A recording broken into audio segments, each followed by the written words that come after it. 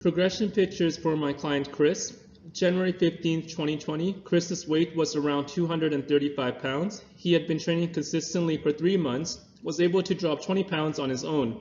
Now his progress had begun to slow and his motivation was fading. I took Chris through a full body transformation where we rebuilt the stability in his joints, conditioned his heart rate, and built muscle mass. Postural assessments are done in 3 views, front, rear, and side. Assessments make the invisible visible, meaning they highlight key areas for improvement. At the start of each training cycle, I take assessment photos and determine the postural deviations. This will give me insight into what muscles are impacting the client's ability to move, which muscles are lacking range of motion, which exercises to avoid. Using this information, I will develop a training plan to tackle the number 1 issue. When the training cycle is completed, 1 to 2 months, there will be significant visible improvement. If not, the plan is not effective and the client will not see results. First, we determine Chris's postural deviations. Each training cycle, we focus on improving the number 1 deviation. Once corrected, we move on to the next.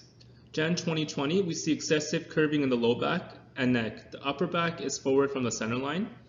It's almost like he's falling forward and the toes are catching his weight. This is commonly seen in people with Ladorce's posture. Ladorce's posture, the pelvis is tilted forward. Excessive curvature is occurring in the front of the body and the neck. Short and tight muscles are likely going to be the chest, quads, and mid-back, and the shut-off muscles are likely going to be the obliques, lower traps, upper traps, and rhomboid serratus complex. In Ladorce's, the number 1 focus will be on strengthening abs and hip extensors, those are the hamstrings, and stretching the hip flexors, quads, psoas muscles, and spinal erectors. Hypertonic muscles are short and tight. These muscles are overactive, overused, constantly under tension, having a hard time relaxing, leading to structural limitations. Hypertonic muscles need more passive ranges of motion, requiring positional isometrics, joint mobilizations, and soft tissue work. Inhibited muscles are lengthened and shut off. They are not activating. When a muscle is not pulling the corresponding joint into position, it is an indicator of neurological limitations. To correct this, we will use eccentric positional isometrics. So that's squatting slow, holding the bottom position, and coming back up.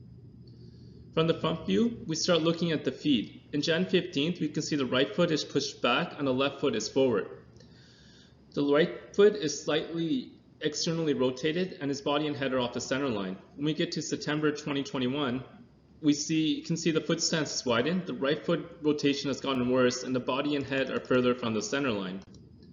In the back view, we see a similar pattern. September pictures show the right side of the body is further pushed back than the left side. The hips and shoulders are not level and are looking twisted. This is causing uneven weight distribution as the left foot will bear a majority of the body weight. So when the foot is in an externally rotated position, the body is vulnerable to lower body injuries. Each joint has a maximum capacity, a range of motion. Damaged soft tissue and muscular tension will restrict the mobility of the joint capsule. A lack of mobility in one joint creates compensation in joints above and below, disrupting movement patterns. External rotation of the foot is restricting mobility of the ankle, creating tension on the knee joint and tightness in the hip joint. This will cause dysfunction in the walking pattern. The foot begins to roll onto the pinky toe. This is called ankle inversion. If this is not addressed, prolonged running or walking will wear on the ligaments, leading to ankle sprains and knee tears.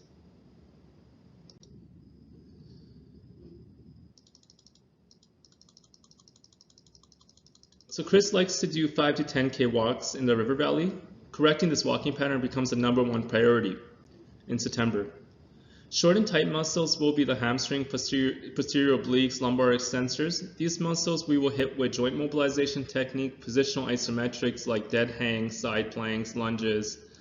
Lengthened inhibited muscles will be psoas, rectus femoris, that's your center quad, external obliques, and your neck extensors. These muscles we will do things like L-sit variations and slow movements and long stretch holds. If the program is working, Chris will be able to walk as much as he wants to and the feet will straighten. We see this in the July photos. By the time we get to December, we can see the shoulders are rounding forward, the ribs are depressed, and there's a lateral shift. In this type of posture, it's caused by tight hamstrings, overactive glutes, too much sitting, hypermobility, slouching, and poor sleeps. July of 2022, Chris transitioned out of personal training. He got a job in a different province and he switched to online training.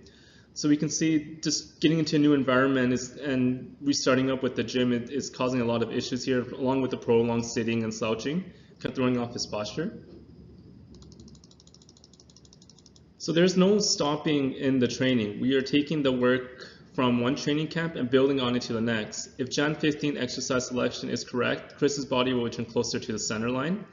Our last in-person session in July 2nd, we can see the knees are in a much better position, as are the arms and shoulders and head. The curvature of the low back has gotten much better. The neck is still needing improvement. In December, the knees and shoulders are off the center line. The forward lean is returning, so this will be the starting point for the New Year's programs, and we will flow right into New Year's, so that's where he will be starting.